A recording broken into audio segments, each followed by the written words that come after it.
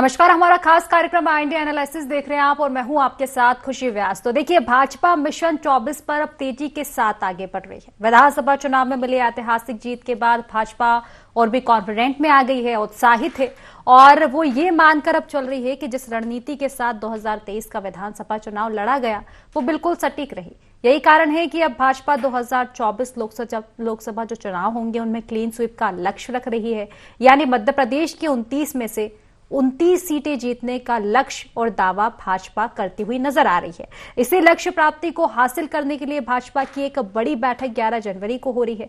BJP प्रदेश कार्यालय में होने जा रही इस बैठक में राष्ट्रीय संगठन महामंत्री बीएल संतोष सहित प्रदेश के वरिष्ठ पदाधिकारी और नेता भी मौजूद रहेंगे। इस बैठक में पार्टी एक बार फिर वोट शेयर बढ़ाने की रणनीति तैयार करेगी और इसे अंजाम तक पहुंचाने की जिम्मेदारी पार्टी पदाधिकारियों, नेताओं और बूथ लेवल कार्यकर्ताओं को सौंपी जाएगी। हालांकि कांग्रेस भी इस समय नई संगठनात्मक जमावट के साथ आगे बढ़ रही है।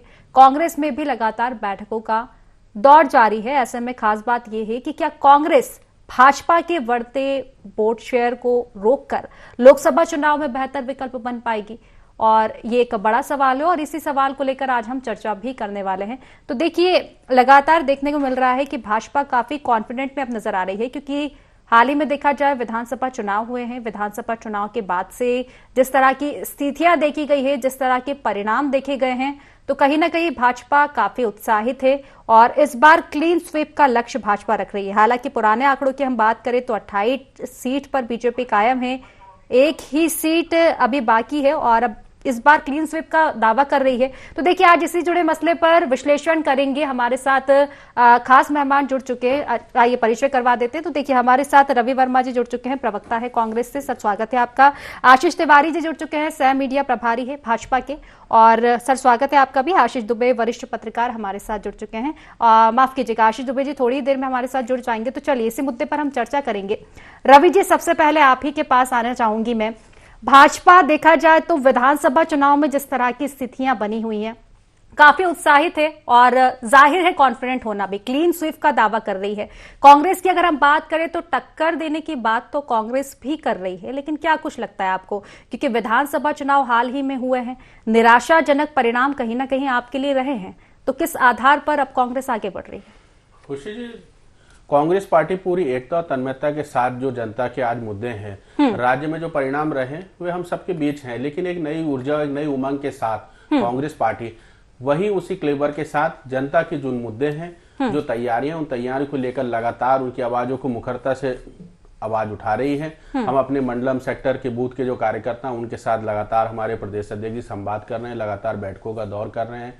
राहुल जी भी इस दिशा में लगातार अब यात्रा पर निकल रहे हैं। वो पहले भी उन्होंने यात्रा की। देश की जनता के जो मुद्दे थे, युवाओं के जो मुद्दे थे, 2 करोड़ नौकरियों देने की जो गारंटी थी वो गारंटी फिसड्डी साबित हुई है। 80 लाख लोगों को भोजन देने की जो बात हो रही है, तो ये कहीं ना कहीं स्तर दर्शाता है कि 9 सालों में जो मोदी जी की सरकार रही है उसमें जनजीवन लोगों का प्रभावित हुआ है। महंगाई ने जिस तरीके से कमर तोड़ दी है लोगों की, एक बड़ा विषय है। इसे हम प्रदेश से अलग हटकर देखेंगे, जब देशव्यापी स्तर पर देखते हैं तो कहीं ना कहीं ये समस्या, जब केंद्र की जो जिम्मेदारियां हैं उस पैमाने पे कहीं ना कहीं ये मोदी सरकार खरा नहीं उतरती है। तो कांग्रेस पार्टी पूरी दृढ़ता के साथ जो है लड़ाई लड़ने के लिए मैदान में तैयार है। और मध्य प्रदेश के संदर्भ में आप देखेंगे कि पिछले से बेहतर प्रदर्शन होगा।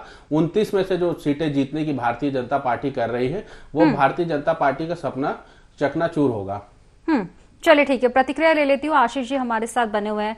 आशीष जी, देखा जाए दावा तो आप खूब कर रहे हैं क्लीन स्वीप का, देखा जाए तो तैयारियां भी काफी जोरों शोरों से दिखाई दे रही है। विधानसभा चुनाव के जो परिणाम हुए, कहीं ना कहीं कॉन्फिडेंट इसका भी नजर आ रहा है तमाम तैयारियों में। लेकिन देखा जाए कितनी तैयारी आप देख पा रहे हैं, क्योंकि अगर पुराने आंकड़ों की हम बात करें 28 पर आप काबिज हैं, हालांकि एक सीट अभी भी अटकी हुई है। इस बार क्लीन स्वीप का आप दावा कर रहे हैं, क्या कुछ लगता है बरकरार रह पाएंगे 28 पे, और एक जो नई सीट आप क्लीन स्वीप का दावा कर रहे हैं उसको हासिल कर पाएंगे? देखिए, भारतीय जनता पार्टी इस देश के अंदर संकल्प लेकर आगे बढ़ी और लगातार आगे बढ़ती रही। हम कहीं रुके नहीं और आने वाले समय में भी हम रुकने वाले नहीं हैं। मैं आपको बताना चाहता हूं कि मध्य प्रदेश हो या देश के अंदर हमारे जो कार्यकर्ता हैं 9 संकल्पों के साथ में इस देश में काम कर रहे हैं लगातार, चाहे वो जल संरक्षण हो, डिजिटल लेन देन हो, स्वच्छता का संदेश हो, लोकल फॉर वोकल का को ताकत देना हो, देश के अंदर यात्राएं, प्राकृतिक कृषि, मोटे अनाज पे फोकस और फिटनेस योग, और एक गरीब परिवार को हम ताकत देके उसका भरण पोषण करें, पालन करें, ऐसा संदेश माननीय मोदी जी ने दिया और हमारे कार्यकर्ता उस संदेश के साथ में जुट गए, लगातार जनता के बीच में काम कर रहे हैं।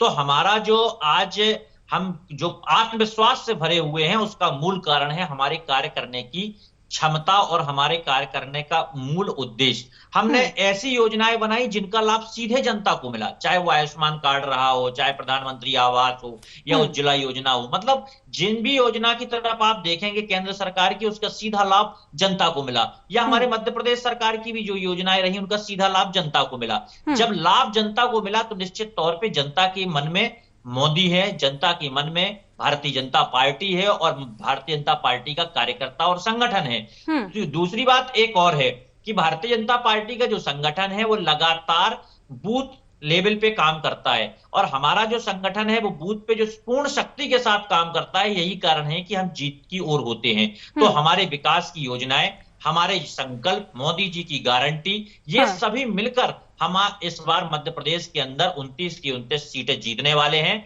और मध्य प्रदेश कांग्रेस मुक्त होने वाला है। तो ये समय आ गया है और कुछ ही समय बचा हुआ है, मैं ये कह सकता हूं। परंतु मैं कांग्रेस को एक सलाह जरूर देना चाहता हूं। आप मध्य प्रदेश में विपक्ष में हैं या जिन राज्यों में विपक्ष में हैं, आपका दायित्व विपक्ष का है। आप लोकतंत्र में विपक्ष की भूमिका को अदा करें और अदा करना भी चाहिए, जनता के बीच जाना भी चाहिए। चलिए ठीक है, आशीष दुबे जी से प्रतिक्रिया ले लेती हूँ। आशीष जी, दोनों ही पक्षों की आपने बात सुनी है। बीजेपी कांग्रेस की एक और बीजेपी क्लीन स्वीप का दावा कर रही है, कांग्रेस टक्कर देने की बात कर रही है। लेकिन फिलहाल के जो आंकड़े देखे जाए, क्योंकि हाल ही में विधानसभा चुनाव हुए हैं, कांग्रेस के लिए निश्चित ही ये निराशाजनक परिणाम तो रहे हैं। और अब अगर देखा जाए तो हालांकि कांग्रेस एक देखा जाए तो नई टीम के साथ उभरने की कोशिश कर रही है, काफी कॉन्फिडेंट में कांग्रेस भी दिखाई दे रही है। लेकिन क्योंकि समय अब काफी कम बचा है, तो ऐसे में चमत्कारिक परिणाम की तो हम बात कर नहीं सकते हैं। तो क्या कुछ लगता है, किस आधार पर अब कांग्रेस कुछ कर पाएगी? देखिए, अब जो जिस तरह से कांग्रेस अपनी नई टीम बनाने की कोशिश कर रही है और जिस तरह से भाजपा ने प्रयोग किए हैं, इन दो चीजों में कहीं ना कहीं थोड़ी सी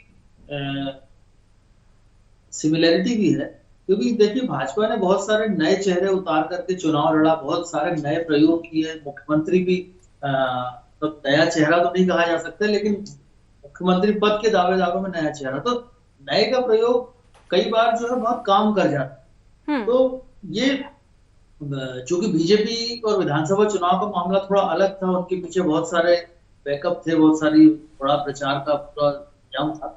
लेकिन कांग्रेस के साथ जो अभी जो लोकसभा चुनाव को लेकर के जो नए प्रयोगों की बात की जा रही है, इस नए प्रयोग के साथ कांग्रेस की एक मजबूरी ये है कि यदि वो पुरानों से तालमेल बनाए बिना नए चेहरों को आगे बढ़ाएगा या नए पूरा संगठन या हाईकमान नए चेहरों पर ही पूरी तरह भरोसा करेगा, तो फिर मार खाए। इसलिए क्योंकि कांग्रेस ने भी, बीजेपी ने भी जो प्रयोग किया था, उसके पीछे जो बैकअप था वो पुराने चेहरों का। तो मेरा कहने का मतलब यह है कि नए और पुराने चेहरों का जो पूरा एक मिश्रण तैयार होता है, एक जो कंप्लीट एक जो रणनीति बनती है, काम उसी से हो पाता है। कांग्रेस ने अगर नए चेहरे सामने रखे हैं तो उसको कांग्रेस को यह भी सुनिश्चित करना होगा कि जो पुराने लोग हैं वो नए चेहरों के साथ असहयोग ना करें। अगर ये चीज इंश्योर होती है तो मुझे नहीं लगता कि कांग्रेस को कोई बहुत ज्यादा निराशाजनक स्थिति का सामना करना पड़े। क्योंकि ये जो विधानसभा के चुनाव है उसमें 7-8 सीटों पर कांग्रेस को सेगमेंट वाइज बढ़त मिली है, और इसके अलावा कुछ और क्षेत्र हैं, जैसे खासतौर पर आदिवासी वोट है, वो कांग्रेस से अभी दूर नहीं हुआ है। वो कांग्रेस की सीटें विधानसभा में आदिवासी क्षेत्रों से खूब आई। तो ये जो 2-3 चीजें हैं जो एक आशावादी संकेत है कांग्रेस के लिए। यदि कांग्रेस उस पर काम करती है तो भाजपा को चुनौती देने की स्थिति में हो सकती है। और यदि वो बिखरा हुआ चुनाव लड़ेगी, यानी नए और पुरानों के बीच में तालमेल नहीं बना और कोई नए इश्यूज खड़े हो गए बयानों के या रणनीतियों के, तो फिर कांग्रेस को बहुत मुश्किल होगी। नया होने के साथ साथ कांग्रेस को अपने आप को नए तेवर के साथ सामने रखना हो। और मुझे याद है ये बात कि 2008 में जब विधानसभा चुनाव हुए थे तो वो इसी परिस्थितियों के चुनाव थे कि ऐसा लगता था कि कांग्रेस सत्ता में वापस आ जाएगी, लेकिन कांग्रेस 70-71 सीटों के आसपास आके ठहर गई थी उस वक्त। तो बड़ा सेटबैक था वो कि ये कैसे हो गया और ये तो होना नहीं था और ये सारा। लेकिन उसके जस्ट कुछ महीनों बाद जब लोकसभा के चुनाव हुए तो कांग्रेस को बहुत सीटें मिली, शायद 10 से 11 सीटें मिली थी कांग्रेस को। तो ऐसा नहीं है कि कोई एक परिणाम खराब होता है तो दूसरा खराब हो जाएगा। सवाल है, जरूरत यह है कि आप उसको फाइट कैसे करते हो या अपनी स्ट्रेटेजी कैसे बनाते हो। भाजपा के पास बहुत मजबूत इंतजाम है और उसके पास कुछ ऐसे मुद्दे अभी और आने वाले हैं जो उसके लिए हवा बनाने का काम करेंगे। तो ऐसे में कांग्रेस अगर बिल्कुल स्थिर चित्त होकर और बहुत सुनियोजित तरीके से काम करेगी तो मैं मानता हूं कि कांग्रेस को एकदम निराशा हासिल नहीं होगी। चलिए ठीक है, बिल्कुल रवि जी से अब चर्चा कर लेती हूँ। रवि जी, जिस तरह से आशीष जी अभी बता रहे थे कि एक्सपीरियंस को तो आपको रखना पड़ेगा, हालांकि नए चेहरे आप ला रहे हैं। जीतू पटवारी जी की अगर हम बात कर ले, अभी नई पदस्थापना हुई है और कहीं ना कहीं एक नया कॉन्फिडेंट कांग्रेस में भी देखने को मिला है। नए चेहरे के साथ काफी सक्रिय नजर आ रही है कांग्रेस। लेकिन क्योंकि जिस तरह से मैं पहले बात कर रही थी कि समय की अगर हम बात करें तो काफी समय अब रह नहीं चुका है, देखा जाए तो काफी ज्यादा समय अब है नहीं। क्या लगता है कुछ चमत्कारिक परिणाम ये नई टीम अब ला सकती है आपके लिए, या फिर ये कह दें कि देर हुई है, नई टीम गठन करने में भी एक देरी हुई है और इसी के चलते शायद इतना लक्ष्य पार नहीं कर पाए कांग्रेस। क्या कुछ लगता है कैसे एक विकल्प अब आप भाजपा का बन पाएंगे? पूछे जी, किसी भी प्रकार की देरी नहीं हुई है। कल ही हमारी आगामी लोकसभा चुनाव को लेकर बैठक हुई है। माननीय जीतू पटवारी के साथ हमारे जो वरिष्ठ नेतृत्व है, दिग्विजय सिंह जी, कमलनाथ जी, राहुल भैया, सुरेश पचौरी जी, जो हमारा पूरा नेतृत्व है, कल ही पूरी एकाग्रता के साथ एक बड़ी लंबी बैठक हुई है, प्लानिंग हुई है। तो आगामी लोकसभा में क्या मुद्दे रहे, किन मुद्दों को लेकर मध्य प्रदेश में हम जनता के बीच जाएंगे, सभी एक एक विषय पर चर्चा हुई है। सिर्फ टब्बल तो भारतीय जनता पार्टी क्या है कि मुख्यमंत्री जी, जो पूर्व मुख्यमंत्री हैं हमारे जो शिवराज जी, आज भी अपनी फोटो का रोना गा रहे हैं। दिलीप अहिरवार जी लगातार उनकी बखिया उधेड़ रहे हैं। तो ये भारतीय जनता पार्टी को सोचना होगा कि जो मशीनी जनादेश है वो उस जनादेश को कैसे पचा पाती है। कांग्रेस तो जनता के साथ कल भी थी, आज भी है और पूरी दृढ़ता के साथ जो है जनता के मुद्दे उठा रही है। और हमें जनता पे पूरा भरोसा है कि जो तिलिस्म है ये मशीनी जनादेश का, इसे मुंह तोड़ जवाब जनता देगी। चलो ठीक है, प्रतिक्रिया ले लेती हूँ। आशीष जी, जिस तरह से रवि जी बात कर रहे हैं, हालांकि काफी सक्रिय बीजेपी, कॉन्फिडेंट की तो कमी है ही नहीं, बिल्कुल भी, ये तो कहा ही नहीं जा सकता है। लेकिन जिस तरह से पार्टी के लिए संगठन काफी महत्वपूर्ण होता है, अभी बात कर रहे थे रवि जी की सिर्फ फुटबॉल की जो देखा जाए तो स्थिति अभी देखने को मिल रही है भाजपा में। और संगठन की अगर हम बात करें तो हालांकि प्रदेशीय स्तर पर अगर हम देखें तो बीजेपी को अच्छे परिणाम विधानसभा चुनाव में मिले हैं और इसी को कहीं ना कहीं बीजेपी अपना मेन वो भी मान रही है कि शायद लोकसभा चुनाव में भी ऐसी ही स्थितियां नजर आए। लेकिन अगर देखा जाए तो इंडिया गठबंधन जिस तरह से तैयारी में है, कहीं इंडिया गठबंधन जिस तरह से एक लक्ष्य बना रखा है कांग्रेस ने, जिस तरह से कॉन्फिडेंट उसको लेकर है, कहीं ना कहीं वो अगर एक्टिव हो गया तो भाजपा के लिए शायद मुश्किलें खड़ी हो सकती है। हालांकि क्लीन स्वीप का आप दावा तो कर रहे हैं। देखिए, मैं बहुत स्पष्ट करना चाहता हूं और रवि जी को खासतौर पे याद दिलाना चाहता हूं कि जब विधानसभा का चुनाव हुआ, कांग्रेस के प्रत्याशियों की लिस्ट जारी हुई और आपने देखा संपूर्ण मध्य प्रदेश के अंदर कांग्रेस के प्रत्याशियों के पुतले जलना शुरू हो गए। मतलब एक चारों तरफ से, बुंदेलखंड हो, बघेलखंड हो, चारों तरफ कांग्रेस के प्रत्याशियों के पुतले जल रहे हैं। कहीं कपड़े फाड़ने की बात हो रही है तो कहीं पे कार्यकर्ता नाराज होकर सड़क पर उतर गया, नारेबाजी कर रहा है। तो ये अनुशासन देखिए आप एक तरफ कांग्रेस का, और दूसरे तरफ देखिए भारतीय जनता पार्टी का हुआ अनुशासन। जब माननीय मुख्यमंत्री के चेहरे की बात चल रही थी, हमारे वरिष्ठ एक ही मंच पर बैठे हुए थे और हमारे जो केंद्रीय नेतृत्व ने भेजे हुए जो हमारे पर्यवेक्षक थे वो आए, उन्होंने एक नाम पे बात की, सभी ने सहमति व्यक्त की और मुख्यमंत्री का चेहरा तय हो गया। एक भी बयान किसी भी नेता का ऐसा जारी हुआ हो तो आप बता दें कि अनुशासनहीनता की हो किसी ने। तो मध्य प्रदेश के अंदर जो भारतीय जनता पार्टी की जो नीति है, काम करने की पद्धति है, वो अनुशासनमय है और हम अनुशासन में रहकर काम करते हैं। उसका एक कारण है कि हम विचारधारा के लिए काम कर रहे हैं। वहीं दूसरी तरफ जहां आपने दिलीप अहिरवार जी के बयान की बात कही तो मैं उसको स्पष्ट कर देना चाहता हूं। दिलीप अहिरवार जी ने किसी भी प्रकार से ऐसी कोई बात नहीं कही है कि जो शिवराज जी के लिए कही है। उन्होंने सीधी स्पष्ट पूर्व मुख्यमंत्री से उनका तात्पर्य कमलनाथ जी से था और कमलनाथ जी के जो पद्धति रही है उसको लेकर कमलनाथ जी ने गोद नहीं लिए थे। गोद लेने की परंपरा शिवराज जी की थी। झूठ की भी हद होती है साहब, मध्य प्रदेश की जनता देख रही है। अरे झूठ की भी सीमा होती है। आखिर किस हद तक झूठ बोलते हैं आप लोग? कैमरे के सामने केवल झूठ बोलना, कैमरा देखा नहीं कि जीप लपलपा के लंबी झूठ के लिए किस तरह की बयानबाजी कर रहे हैं आप? जबलपुर में जिस तरीके से आपके प्रभारी के साथ धक्का मुक्की, कपड़े उनके फाड़े गए, पार्टी के अंदर अनुशासन सुशील तिवारी सागर से आते हैं, किस तरह की चर्चा और किस तरह का पत्र वीडियो में व्हाट्सएप में वायरल करते हैं, उन्हें निष्कासित किया जाता है। बोलना शुरू किया था तो मैंने एक सलाह दी थी कि कांग्रेस को जनता के बीच में काम करना चाहिए, क्योंकि विपक्ष की भी अपनी भूमिका होती है। तो अभी आप विपक्ष में बैठेंगे और लंबे समय तक मध्य प्रदेश में और केंद्र में भी विपक्ष में रहेंगे। वहीं अगली बात मैं बोलना चाहता हूं, जहां इंडिया गठबंधन की बात आती है तो उसको भी मैं स्पष्ट कर देना चाहता हूं कि आपने देखा कि मध्य प्रदेश के अंदर कमलनाथ जी ने अखिलेश यादव जी के लिए किस प्रकार की भाषा का प्रयोग किया। हाँ। जो एक मैं ये कह सकता हूं स्वस्थ लोकतंत्र के लिए तो बड़ी आपत्तिजनक वाली भाषा थी। उन्होंने सीधे सीधे किस प्रकार के शब्दों का प्रयोग किया था। तो आज अखिलेश जी कमलनाथ जी के बीच की बातें याद कर रहे हैं। और आप देखिए वहां पे पश्चिम बंगाल में देखिए तृणमूल कांग्रेस की स्थिति क्या है कि दीदी अपनी बात चला रही है। तो कांग्रेस कैसे इन सबको समाहित करेगा? साथ ही साथ नेतृत्व का अभाव है। अभी तक ये अपने गठबंधन का संयोजक नियुक्त नहीं कर पाए। कौन इस पूरे गठबंधन को चलाएगा, इसकी व्यवस्थाओं को देखेगा, कौन सीटों का बंटवारा कहां पर कैसे तय करेंगे? तो इनके पास में कोई प्लान नहीं है, योजना नहीं है और सारा देश ये बातें जान चुका है। और आज जब देश जान चुका है तो ये बात तय हो चुकी है कि मध्य प्रदेश के अंदर तो कांग्रेस आएगी ही नहीं और केंद्र में भी मोदी सरकार बनेगी। चलिए ठीक है, वो देखने वाली बात होगी। रवि जी से प्रतिक्रिया ले लेती हूँ। रवि जी देखिए, अगर विधानसभा चुनाव की बात करें, बैठक आपके भी नेतृत्व की हुई है और जिस तरह से समीक्षा आपने की थी हार की, कहीं ना कहीं भितरघात तो निश्चित ही सामने आया था कांग्रेस में। और जिस तरह से अभी आशीष जी बात कर रहे थे इंडिया गठबंधन की, जिस तरह से कहीं ना कहीं एक कॉन्फिडेंट, एक अलग कहीं ना कहीं नजर तो आ रहा है कांग्रेस में कि शायद इंडिया गठबंधन इस बार कमाल दिखाएगा, लेकिन कहीं ना कहीं भितरघात उसमें भी साफ तौर पर थोड़ा बहुत नजर आ रहा है अभी। तो क्या कुछ लगता है, संगठन उतना मजबूत है आपका?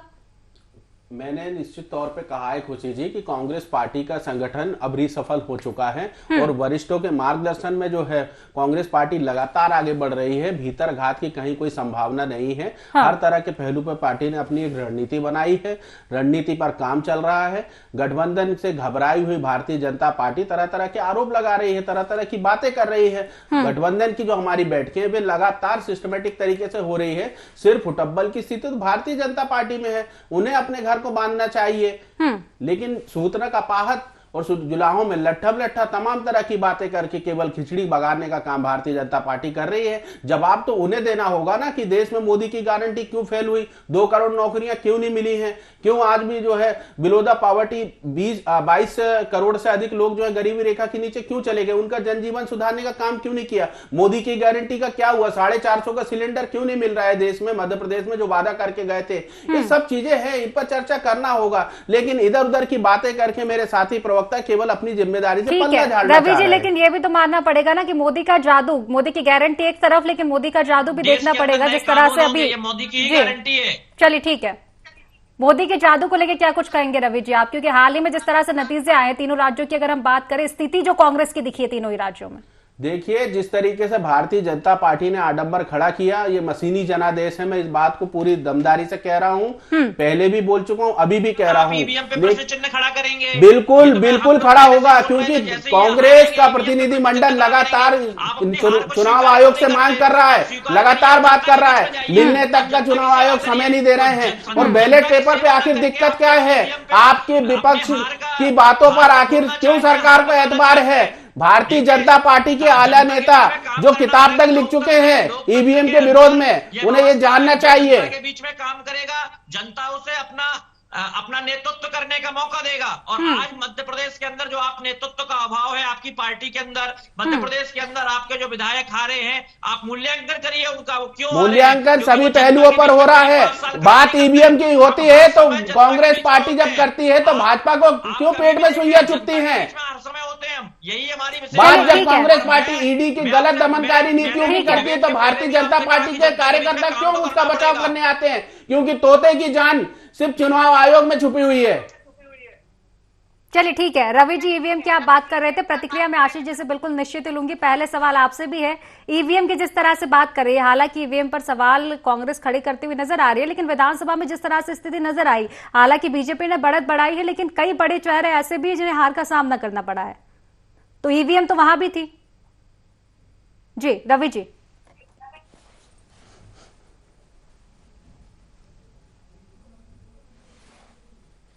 चलिए ठीक है, आशीष जी आपके पास लौटूंगी। आशीष जी देखिए, जिस तरह से आप बात कर रहे हैं, ठीक है, आपका संगठन काफी मजबूत है और जिस तरह से आप संगठन को लेकर, नेतृत्व को लेकर कांग्रेस पर सवाल उठा रहे हैं, बात सीधी यही करूंगी, क्लीन स्वीप की जिस तरह से आप वादे कर रहे हैं, दावे कर रहे हैं, हालांकि पहले के परिणाम अगर आपके पास देखें 28 पर आप काबिज है, लेकिन एक जो छिंदवाड़ा सीट बचती है, क्लीन स्वीप तो विधानसभा में वहां पे कांग्रेस ने भी किया है, कहीं ये चुनौती ना बन जाए क्लीन स्वीप के लिए?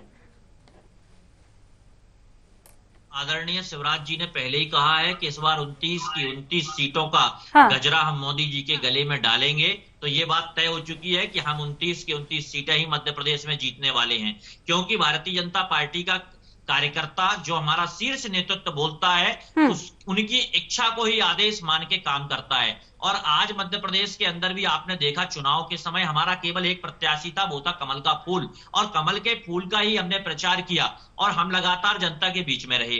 जनता के बीच में रहने के कारण ही जनता ने हमें स्वीकार किया और आज हमें नेतृत्व करने का मौका दिया। तो मैं हर समय एक ही बात कहता हूं कि जनता की सेवा तो करनी पड़ेगी, और लोकतंत्र की यही विशेषता है, और यही काम लोकतंत्र में रहने वाले राजनेताओं को करना भी पड़ेगा, और हर एक राजनीतिक दल को ठीक है, जनता की सेवा कर रहे हैं आशीष जी, लेकिन मेरा सवाल ये, जिस मोदी के, जी ठीक है, मोदी के जादू की आप बात कर रहे हैं, विधानसभा में छिंदवाड़ा में मोदी का जादू नहीं दिख पाया, तो कहीं ये चिंताजनक विषय ना बन जाए? क्लीन स्वीप की मैं बात कर रही हूँ, जिस तरह से आपके दावे हैं। देखिए, यदि हम छिंदवाड़ा की बात करते हैं, तो छिंदवाड़ा में भी आप वोट प्रतिशत देखें, वोट प्रतिशत हमारा बढ़ा है, लगातार बढ़ रहा है, और वहां पर हमारे पार्षदों की जीतने की संख्या भी बढ़ी है। तो मैं ये आने वाला जो समय होगा, अब उसका इंतजार करिए। मुझे पूर्ण विश्वास है कि इस बार हम छिंदवाड़ा 100% जीतने वाले हैं। चलिए ठीक है, आशीष दुबे जी के पास लौटूंगी। आशीष जी, देखा जाए गाड़ी वहीं अटकी हुई है कि भाजपा क्लीन स्वीप करेगी और कांग्रेस टक्कर देने की फिराक में है। इस बार नई टीम पर लगातार दावे कांग्रेस करती हुई नजर आ रही है, लेकिन जिस तरह से अभी देखा जाए वोट प्रतिशत की हम बात करें, ये बिल्कुल सही है कि वोट प्रतिशत इस बार भाजपा का बड़ा है, और विधानसभा चुनाव के अगर नतीजे हम देखें तो कहीं ना कहीं एक बढ़त, अच्छी बढ़त भाजपा को देखने को मिली है। क्या कुछ लगता है कि लोकसभा में जो नतीजे आएंगे या फिर लोकसभा की जो तस्वीरें रहेगी, कहीं ना कहीं विधानसभा की जो असर रहेगा वो देखने को मिल पाएगा? क्योंकि सेमीफाइनल कहा जा रहा था, तो कहीं सेमीफाइनल में फाइनल जैसी स्थिति, फाइनल में सेमीफाइनल जैसी स्थिति तो नहीं नजर आएगी? देखिए, निश्चित तौर पर जो है भाजपा के पास जो चुनावी बढ़त है, सीटों की बढ़त है, वोटों मत प्रतिशत की बढ़त है, वो तो है ही है। भाजपा के पास मनोवैज्ञानिक बढ़त भी है कांग्रेस के हिसाब से। तो इन तीनों चीजों को कांग्रेस को काटने की बड़ी मशक्कत करनी पड़ेगी। और दूसरी बात है कि वोट प्रतिशत का जहां तक सवाल है, तो कांग्रेस को इस बात पर थोड़ी सी राहत होनी चाहिए कि कांग्रेस का वोट प्रतिशत कम नहीं हुआ है। कांग्रेस का वोट प्रतिशत वहीं पर है। कांग्रेस को उसको अपने पूरा उनका इंतजाम है चुनाव का, उनका जो पूरा चुनाव लड़ने का जो मैकेनिज्म है, उसमें सुधार की जरूरत है। और ये कांग्रेस के लिए बहुत बड़ी चुनौती इसलिए भी है कि यदि वापस अगर बीजेपी क्लीन स्वीप करती है, 29 सीटें जीत लेती है, तो ये एक विपक्ष के नाते जो है कांग्रेस की बड़ी हार हो जाएगी। और एक विपक्ष का होना चूंकि जरूरी होता है, इसलिए कांग्रेस का जो युवा नेतृत्व है उसके पास जिम्मेदारी है कि वो सारे तालमेल के साथ और सारे एक मैनेजमेंट के साथ उस चुनाव में उतरे। क्योंकि भाजपा, एक खास बात यह है कि कांग्रेस का जो नया नेतृत्व है वो इस एक चुनावी हार से उसको कोई बड़ा नुकसान नहीं हुआ, क्योंकि वो नया नेतृत्व है, उसको फिर मौका मिल जाएगा। लेकिन कांग्रेस के पास पाने के लिए बहुत कुछ है, खोने के लिए बहुत कम है, इसलिए उसे पाने की लड़ाई लड़नी होगी, खोने की मानसिकता छोड़नी होगी। बिल्कुल। लेकिन आशीष दुबे, जिस तरह से अगर देखा जाए कांग्रेस में एक कॉन्फिडेंट इंडिया गठबंधन को लेकर भी है, हालांकि जिस तरह से देखा जाए भाजपा तो कॉन्फिडेंट में है ही सही, लेकिन कहीं ना कहीं क्या लगता है आपको कि शायद ये इंडिया गठबंधन भाजपा के लिए चुनौती बन सकता है? कितना आप चुनौती मानते हैं इसको? ये मानता हूं कि निश्चित तौर पर यदि इंडिया गठबंधन पूरे दिल दिमाग से अगर होता है और उसमें कहीं से कोई नेगेटिव संकेत या मतभेद सामने नहीं आते हैं, तो ये भाजपा के लिए निश्चित तौर पर चुनौती होगा ये चुनौती इसलिए भी होगा क्योंकि इससे रिएक्शन हम देखते हैं कि जब ये गठबंधन बना था तो भाजपा ने भी अपना इंतजाम किया था, उसने भी अपने कुनबे को बड़ा करने की कोशिश की थी, एनडीए में बहुत सारे दल शामिल हुए थे। तो निश्चित तौर पे अगर सीरियसली ये गठबंधन आगे काम करता है बिना किसी मतभेद और बिना किसी दिक्कतों के, तो ये निश्चित तौर पर चुनौती देगा। लेकिन भाजपा के सामने, क्योंकि अभी जब राम मंदिर का शिलान्यास होगा और उसके बाद चीजें बदलेंगी, तो वो जो एक पूरा जो भाजपा जिस तरह का लाभ उठाने की कोशिश करेगी मनोवैज्ञानिक तौर पर और सियासी तौर पर, उसके सामने कांग्रेस के सारे और गठबंधन के सारे नेताओं को अपने आप को एक दिखाने की चुनौती होगी। अगर ये नहीं हुआ तो ये गठबंधन में काम नहीं कर पाए। निश्चित ही आशीष दुबे जी, एक संगठन का मजबूत होना बहुत ही जरूरी है एक पार्टी के लिए। चलिए फिलहाल आप समय सीमा के चलते तीनों ही मेहमानों का बहुत बहुत धन्यवाद करना चाहूंगी। धन्यवाद आपका तमाम इस चर्चा में जुड़ने के लिए। तो देखिए, लोकसभा चुनाव की हम बात करें, काफी ज्यादा समय रहा नहीं गया है, बीजेपी दम भर रही है। विधानसभा चुनाव के नतीजों के देखें तो काफी कॉन्फिडेंट में बीजेपी नजर आ रही है, क्लीन स्वीप का दावा बीजेपी करती हुई नजर आ रही है। वहीं कांग्रेस की अगर हम बात करें तो नई टीम खड़ी हुई है कांग्रेस की, कॉन्फिडेंट में कांग्रेस भी है, लेकिन सवाल ये कि क्या काफी देर अब इस नई टीम में हो चुकी है, क्या ये नई टीम उतना सक्रिय इतने कम समय में हो पाएगी?